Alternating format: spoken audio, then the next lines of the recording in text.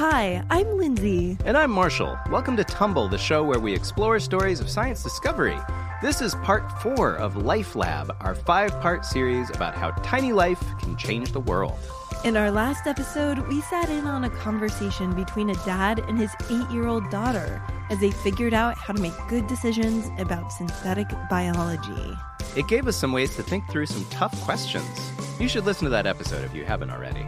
Now, we're about to discover the most trend-setting, future-thinking, avant-garde, next season's fashion, all made with synthetic biology.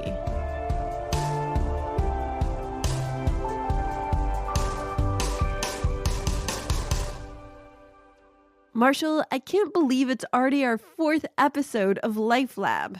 I know, it's really flown by. It's amazing how quick 4 weeks can be. I feel like we've been on a whirlwind tour of synthetic biology.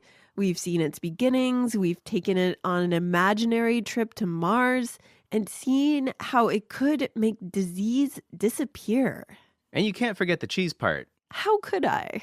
But now we're close to the finale, so we've got to get dressed and ready for it in synthetic biology fashion. Ooh, glam time.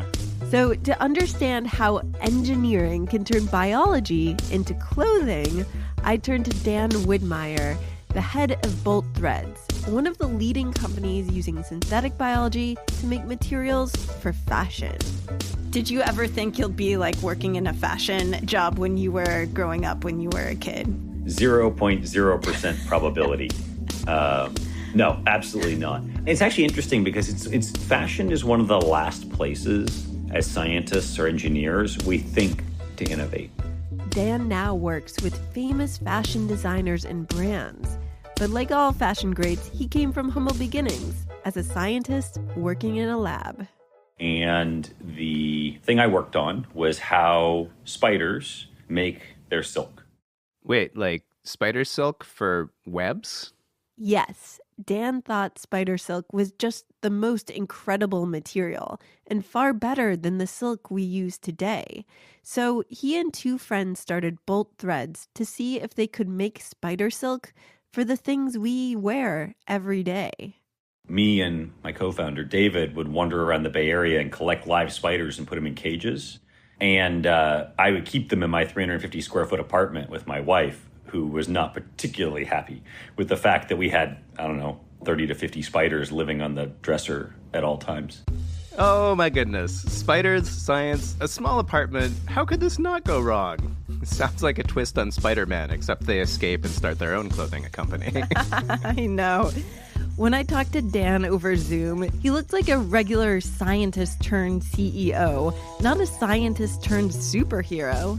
But I had to ask, have you ever been bitten by a spider? Yes, and I do not have superpowers yet. If I look to the canon of Stan Lee's Spider-Man, it's the combination of radiation and spiders, and we've only had spiders. I've not been bit as much as I thought I would when we started working with spiders. I mean, I guess not everyone gets into spiders to gain spidey senses. Yeah, some people just think spiders are super cool and interesting.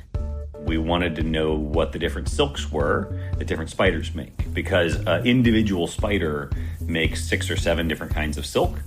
Wait, he just said one spider makes 6 or 7 different kinds of silk? Like, I thought they just made the, one web kind. I know, that's what I thought too, but their bodies actually contain little silk factories.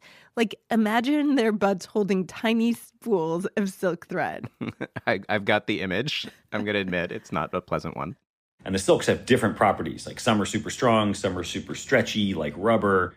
In fact, spider silk is 5 times as strong as steel, if steel was as thin as a thread of silk. That's incredible. You think of silk as being soft, but this makes it sound like a really tough fabric. It combines both beauty and brawn.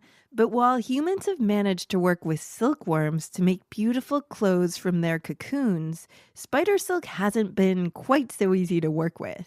An individual spider has maybe 50 milligrams, so 50 thousandths of a gram of silk in there. and your average shirt weighs, 200 grams, something like that. Like, that'd be a lot of spiders. So can we find a better way to make the same thing the spider makes? And that's where we go to synthetic biology. Yeah, I mean, that makes total sense to me because a spider silk farm with like 7,000 spiders in it. Thousands and thousands of spiders. People actually have nightmares about that, I'm pretty sure. It's definitely the setting for a horror film. So how can we get spider silk without the creepy spiders?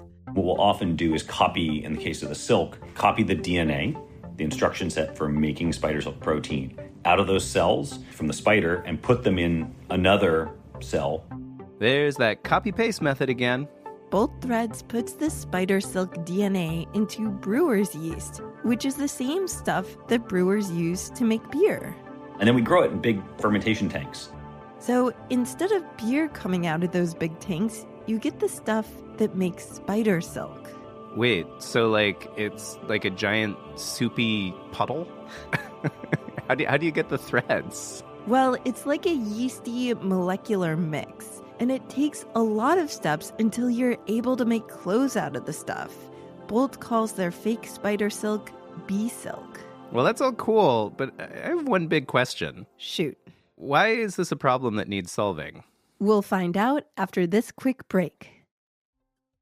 All right, so we're back. So are you going to tell me now why this is a problem that needs to be solved? Yes, thank you for waiting.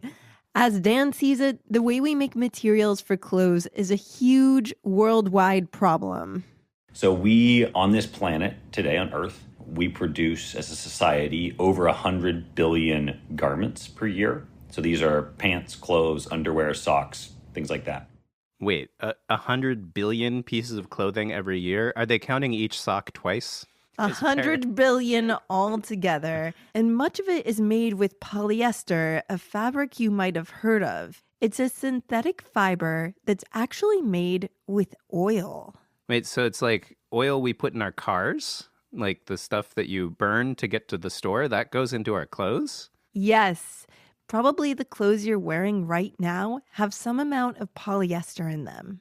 The t-shirt I'm wearing is probably a polyester cotton blend. The polyester will be around long after I'm dead. Wait, so he's saying that the materials in the t-shirt that I'm wearing right now are going to outlive me? Yes.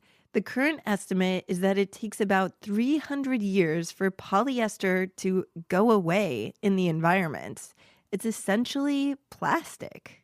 Oh, so throwing away your t-shirt has the same issue as throwing away your plastic bottle. Yeah, and that's a big problem because even if we give our clothes to other people after we're done wearing them, we're just not going to be able to wear the same clothes for 300 years.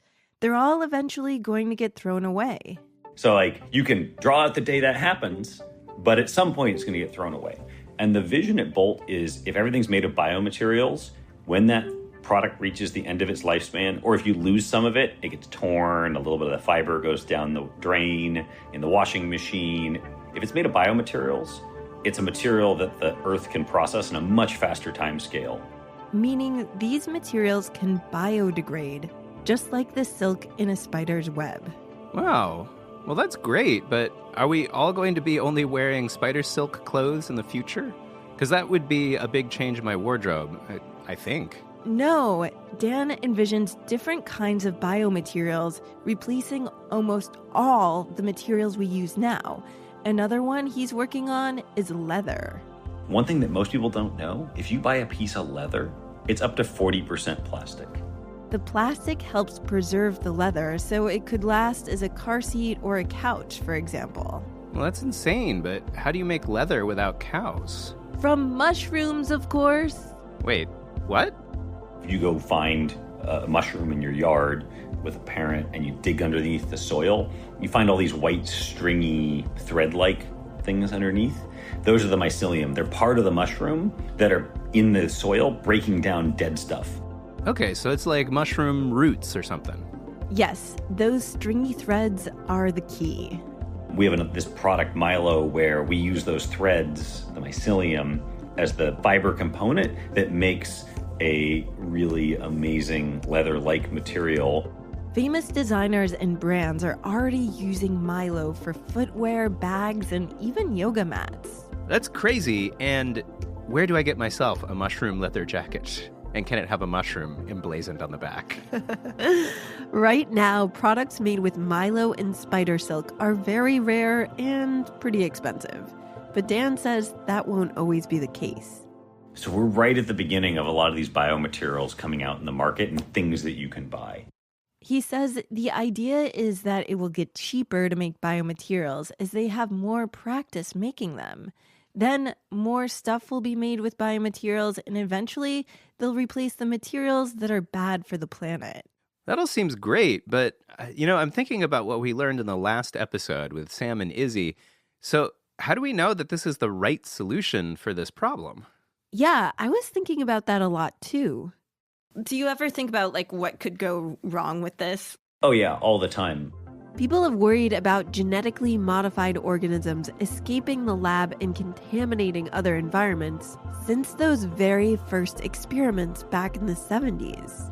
This continues to sound like the start of a comic book where there's just wild bacteria making sweaters. Well, Dan says that his company works hard to ensure that nothing crosses the barrier from the lab to the rest of the world. We have a general principle that none of our materials are living materials when they go out the door, right? A sheet of milo is dead. The mycelium are no longer alive. Same with the spider silk. The organism that grew it doesn't go into the product. That's good, but I feel like there's so many other questions that we could be asking, maybe questions we don't even know that we should ask. I know, and Dan knows that too. I think in all new technology, you can never answer those questions with 100% certainty. Only with hindsight can you come back and say, here's what we did right, here's what we did wrong. He said the best thing they can do is try to answer their own question. How do we make sure that we're constantly getting better on how we're taking care of the planet? I think that's a really excellent question. Yeah, it means you can always go back and ask more questions about whether biomaterials are the right solution. But one thing is for sure, the problem of how our clothes are made is a problem that needs solving. In the words of the great fashion guru Tim Gunn, you've got to make it work. You have to make it work. Fashion is all about creativity, but that creativity can go beyond creating the newest looks to changing its impact on our planet.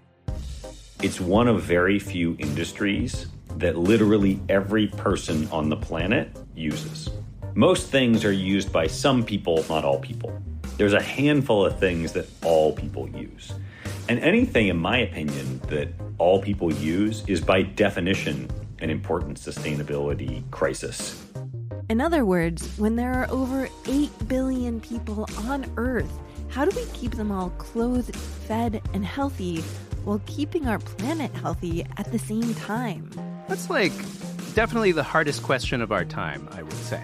In our final episode of Life Lab, we'll tackle the biggest challenge of them all. It's definitely possible that we can play a huge role in solving climate change. Yes. That's next week on Life Lab.